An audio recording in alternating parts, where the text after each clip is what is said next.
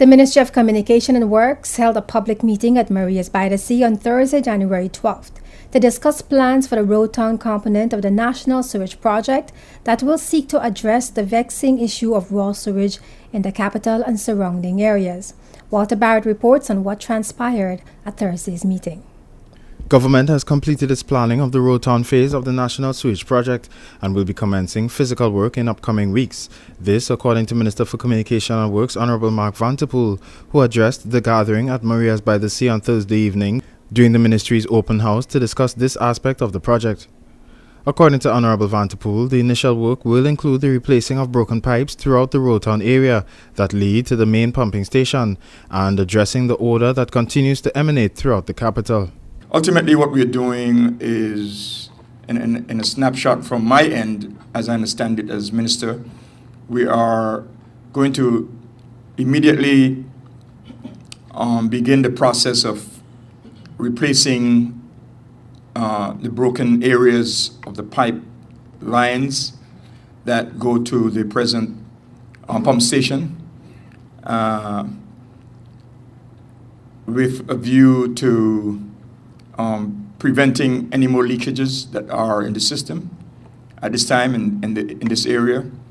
And at the same time, while we're doing that, we will be making repairs, major repairs, or replacements to the pumps at that pump station.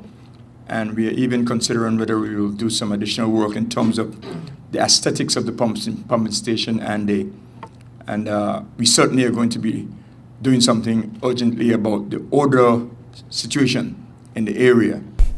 The minister added that other major works will follow, such as repairing of the pipes at the roundabout and other areas which cameras have shown are almost in need of replacement. Honorable Vanterpool stated that all major works to be done in Road Town were accounted for under the National Sewage Project. There's some further works to happen, relatively major works in terms of repairing some of the other pipes and so on, particularly coming across from around the roundabout area in the not too distant future. Those are what the engineers described to me as deep, am I saying it right, Sam? 12-15 feet deep pipes that we have to replace. They're not totally gone yet, but based on camera shots, it looks like they're not too far. So eventually we will get to those and replacing those in not too distant future. They were all part of the project, but in terms of priority, we will be getting to those fairly quickly.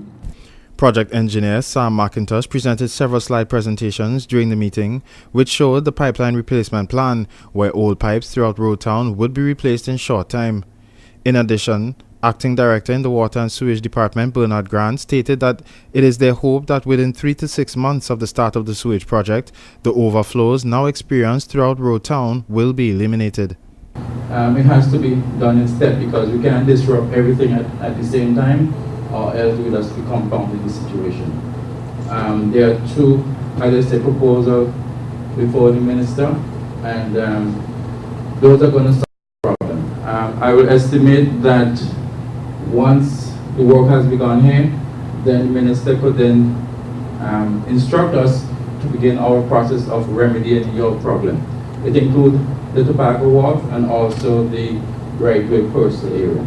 Those will be taken care of. So we can make a fair assumption within the next 3 to 6 months, you won't have a problem again.